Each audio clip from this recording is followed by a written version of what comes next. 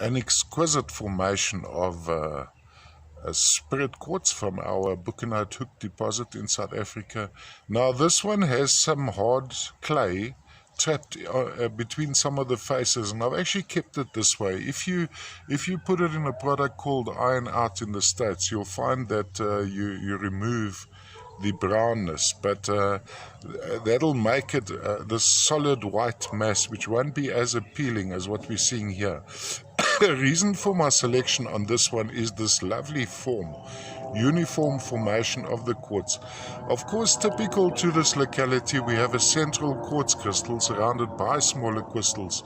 Now in this case, what's interesting, if you have a look at the central quartz crystals, there's a hell of a lot of an open section, and then the tiny druzy quartz is sitting on top of it, only start on certain sections.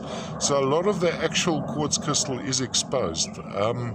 Color wise, we're looking at milky white to maybe a little bit of yellowishness, which would be the high iron content clay trapped in between, and some included in the crystal. Some may call this citrine of sorts. I'd more go with maybe a hematoid or ferruginous quartz, to an extent included, to an extent excluded on the outside. And then of course there's a little bit of an undertone of greyishness in some of these crystals, all the way from South Africa, and a magnificent example of our spirit quartz.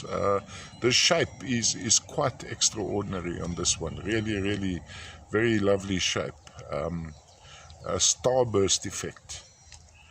And absolutely natural, of course, unlike what is offered lately, these appearingly perfect quartz clusters which are glued together quartz crystals.